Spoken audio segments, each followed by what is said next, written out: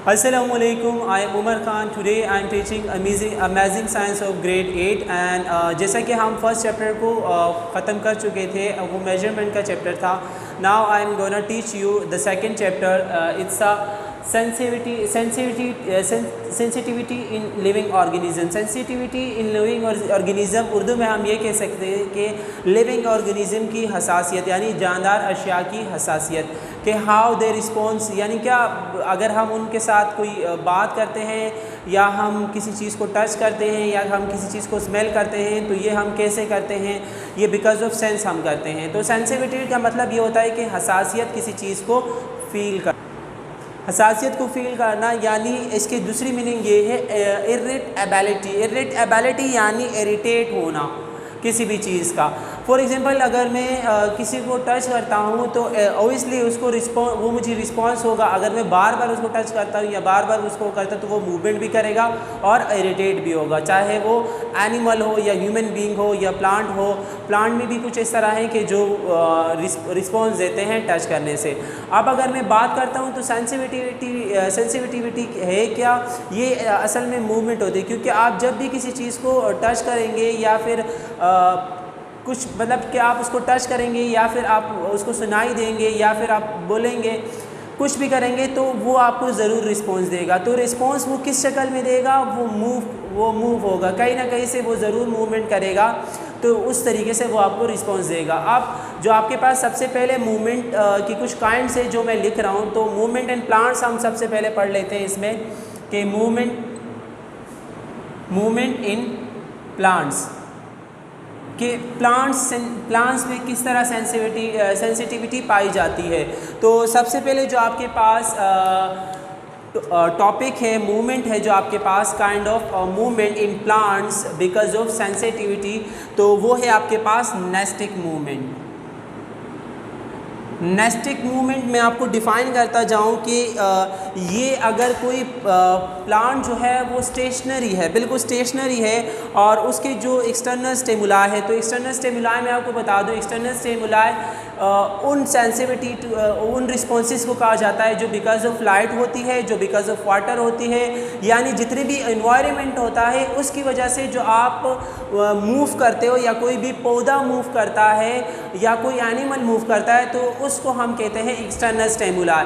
तो because of external stimuli जितने भी स्टेशनरी प्लांट होते हैं उनके लीव्स बंद हो जाते हैं. जैसे आपके पास मियामुसा का एक प्लांट है जिसको हम कहते हैं इंग्लिश में टच मी नोट, और इसके अलावा आपके पास पिचर एक प्लांट है जिसमें अगर कोई फ्लाइज या कोई भी कीड़ा उसके ऊपर जाता है तो जैसे ही उसको फील होता है कि यहाँ पे मतलब आ गया है, फ्लाइज आ गया उसके अंदर, यानी उसकी सेंस होती है, तो वो डायरेक्ट अपनी जो वो उसकी जो क्या कहते हैं लिड होती है उसको क्लोज कर लेता है. और उसके अलावा अगर मैं टच मी नोट प्लांट की बात करता हूँ तो आप अगर उसको टच करते हैं या कोई भी चीज़ उसको टच करते हैं तो उसके जो लीव्स होते हैं वो डायरेक्टली एक दूसरे के साथ बिल्कुल क्लोज होते हैं बिकॉज ऑफ सेंस. तो इस तरह की मूवमेंट जो कि स्टेशनरी प्लांट में होती है उनको कहा जाता है नेस्टिक मूवमेंट. अच्छा, दूसरी मूवमेंट की काइंड है आपके पास टैक्टिक. अच्छा, इसमें नेस्टिक और टैक्टिक में भी मैं आपको डिफरेंस बताता जाऊं कि नेस्टिक जो है उसमें कोई एक ऑर्गन या प्लांट का कोई एक हिस्सा जो है वो मूवमेंट करेगा नेस्टिक में, जबकि टैक्टिक में पूरा जो प्लांट होगा वो मूव करेगा. जैसे कि यूग्लिना और कैलामाइडोमोनास से अगर उन पे ग्रेविटी, वाटर या लाइट कोई इफेक्ट करता है तो उनमें एक आई स्पॉट बना होता है जिसकी वजह से वो इस चीज़ को एक्सटर्नल स्टिमुलाई जितने भी होते हैं उनको फील करते हैं. जैसे वो उनको फील करते हैं वो उस जगह से मूव करते हैं और दूसरी जगह पे चले जाते हैं, या बिकॉज ऑफ ग्रेविटी वो मूव कर लेते हैं, यानी जितने भी एक्सटर्नल स्टिमुलाई जैसे उनको फील होता है तो वो मूव कर लेते हैं. तो इस तरह के मूवमेंट, टैक्टिव मूवमेंट, उन मूवमेंट को कहा जाता है जिनमें कोई भी प्लांट कम्प्लीटली मूव करता है, उनको कहते हैं हम टैक्टिव मूवमेंट. अच्छा, अब आते हैं ट्रॉपिक मूवमेंट. ट्रॉपिक मूवमेंट ये भी बहुत सिंपल है. अच्छा, अगर मैं ट्रॉपिक मूवमेंट की बात करता हूँ तो when a fix part of a stationary plant move in response to stimuli the reaction is describe as a tropic movement. जब कोई भी एक फिक्स पार्ट यानी रूट फिक्स है, स्टीम उसका फिक्स है और क्या कहते हैं पत्ते जो हैं, जो लीव्स हैं प्लांट्स के, वो बिल्कुल एक जगह पे फिक्स होते हैं और वो एक्सटर्नल स्टेबुलाई। फॉर एग्जांपल, या तो अगर किसी दरख्त में एक पल लगा हुआ है, ग्रेविटी की वजह से वो उसने मूव कर लिया, या फिर अगर मैं सनफ्लावर्स की बात करूं तो उसका जो फ्लावर होता है वो मूव करता है बिकॉज ऑफ सनलाइट की वजह से, लाइट की तरफ मूव कर रहा होता है। ठीक है, इस तरह से बहुत सारे प्लांट हैं जिनके रूट्स जो होते हैं वो ग्रेविटी की तरफ चले जाते हैं, बिकॉज ऑफ ग्रेविटी वो नीचे की तरफ जाते हैं। तो इस तरह की मूवमेंट यानी कि tropic movement because of external stimuli, उनको कहा जाता है आपके पास ट्रॉपिक मूवमेंट। ठीक है, जिनमें फिक्स पार्ट जो होते हैं। आप ये कहेंगे कि नेस्टिक में भी तो एक ही ऑर्गन होता है और इसमें भी, तो इसमें जो है कोई फिक्स पार्ट नहीं हो सकता। ये हो सकता है कि अगर पौधा जो है वो उसके 2 पार्ट्स या 3 पार्ट भी जो हैं वो भी मूव कर सकते हैं, लेकिन इसका कोई फिक्स पार्ट, ट्रॉपिक मूवमेंट में पौधे का हमेशा एक फिक्स पार्ट होगा जो कि मूव करेगा। अच्छा, उसके बाद आते हैं ऑक्सिन एंड ट्रॉपिक मूवमेंट। अच्छा, ये इसको मैं यहाँ लिख लेता हूँ, ऑक्सिन मूवमेंट।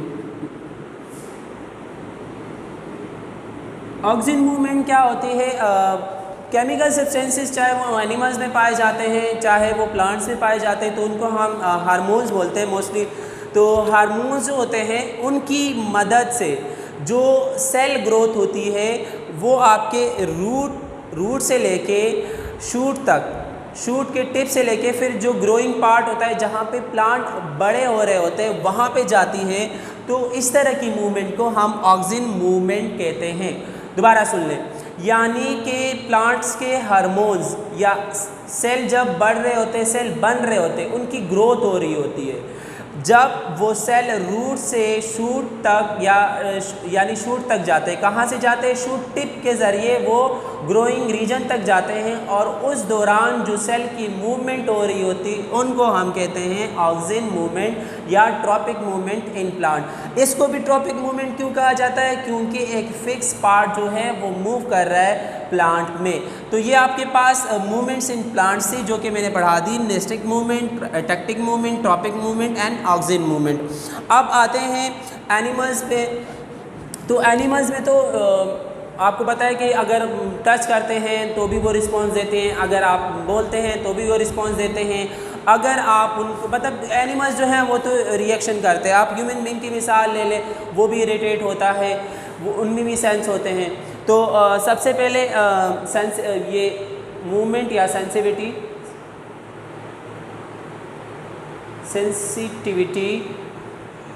इन एनिमल्स में ह्यूमन बींग्स का भी मैं साथ में बता रहा हूँ। तो जितने भी आपके पास टेक्टिव मूवमेंट होते हैं, अच्छा सबसे पहले मैं आपको यूनिसेल्युलर का भूल गया था कि यूनिसेल्युलर जो है वो भी आप जितने यूनिसेल्युलर एनिमल्स मेरे पास होते हैं या यूनिसेल्युलर लिविंग ऑर्गेनिज्म होते हैं उनमें टेक्टिक मूवमेंट होती है। टेक्टिव मूवमेंट मैंने आपको बताया था, यूग्लिना जो है वो भी यूनिसेल्युलर प्लांट है और कैलेमाइडोमोनास भी यूनिसेल्युलर है। तो उनमें टेक्टिव मूवमेंट होती है जितने भी आपके पास यूनिसेल्युलर ऑर्गेनिज्म होते हैं। अब अगर हम उसमें मैमल्स की बात करते हैं तो मैमल्स भी यही कि उनमें ब्रेन होता है या फिर ब्रेन में आप ब्रेन किन किन चीज़ों पे कंसिस्ट होता है, उनमें नर्व सेल होते हैं और स्पाइनल कोड होता है, जिसकी वजह से वो अगर कोई भी जगह पे सेंसिटिविटी हो रही है यानी उनको हसासियत फील हो रही है तो उस जगह से मतलब वो करेंगे, रिस्पॉन्स देंगे। अब रिस्पॉन्स कैसे देंगे? अगर आप किसी भी ह्यूमन बीइंग को या किसी एनिमल को आप यहाँ पे टच करते हैं, ठीक है, अब स्पाइनल कोड के ज़रिए और नर्व सेल के ज़रिए जो है वो रिस्पॉन्स जाएगा ब्रेन तक, ब्रेन उसको एक्सेप्ट करेगा, देन जाके उसको अगला ऑर्गन जो होगा या फिर दूसरा ऑर्गन जो होगा वो उस पर रिस्पॉन्स करेगा। तो ये मैमल्स भी इस तरह के होते हैं और एनिमल्स जितने भी हैं चाहे वो ह्यूमन बीइंग है या फिर दूसरे हैं उनमें भी इस तरह के रिस्पॉन्स होते हैं सेंसिटिविटी के। अच्छा, अब how coordination is about you. तो सेंसिटिविटी इन एनिमल्स ये बहुत इजी है। अब अगला इसका टॉपिक जो है how coordination is wrote about कि कोऑर्डिनेशन कैसी होती है, यानी कि अगर कोई भी एनिमल्स है या कोई भी ह्यूमन बीइंग है उनको सेंसिटिविटी होती है तो वो किस तरह रिस्पॉन्स करते हैं, तो उसका एक प्रोसेस है। वो प्रोसेस क्या है, आपके पास 5 कंपोनेंट्स पे मुश्तमिल होता है। तो 5 कंपोनेंट में सबसे पहले आपके पास है, एक है आपके पास स्टिमुलस, दूसरा आपके पास है रिसेप्टर, तीसरा आपके पास है कोऑर्डिनेटर, फोर्थ वन है आपके पास इफेक्टर और फिफ्थ वन है response. Stimulus, receptor, coordinator, effector और response. Effector, stimuli, receptor, coordinator, effector और उसके अलावा अच्छा, सबसे पहले आपके पास स्टिमुलाई है जो आउटसाइड बॉडी होती है, उस पर जितनी भी लाइक आपके पास होते हैं साउंड, स्मेल, पेन और टच, इस तरह के इन सबको हम स्टिमुलाई कहते हैं। और उसके अलावा रिसेप्टर की बात करते हैं तो वो ऑर्गन जहाँ पे सेंस फील होता है, यानी जो सेंस दे रहा होता है, उनको रिसेप्टर कहा जाता है। फॉर एग्जांपल में नोज़ को टच किया गया या फिर आईज़ में कोई वाटर चला गया है, यानी इस तरह के स्टिमुलाई हो गए हैं, तो वो रिसेप्टर जो ऑर्गन फील करता है, जो ऑर्गन उसको सेंसिबिलिटी जहाँ पे सेंसिटिविटी जहाँ पे हो रही होती है, उस ऑर्गन को रिसेप्टर कहा जाता है। अच्छा, उसके अलावा कोऑर्डिनेटर आपके पास क्या है, ब्रेन है और उसके अलावा स्पाइनल कॉर्ड है। और उसके अलावा जो आपके पास है इफेक्टर यानी आपके पास लाइक वो ऑर्गन जो कि रिएक्ट करेगा, रिस्पॉन्स देगा, वो आपके पास है इफेक्टर। वो आपके पास है जिसमें जो लाइक कोऑर्डिनेटर ब्रेन और स्पाइनल कॉर्ड हो गए, इफेक्टर वो ऑर्गन जो कि रिस्पॉन्स देगा, लाइक मसल्स हो गए आपके पास, मसल्स जो होते हैं वो आपके इसका रिस्पॉन्स देते हैं। तो अब मैं आपको दे रहा हूँ होम असाइनमेंट आपका ये है कि राइट डाउन अबाउट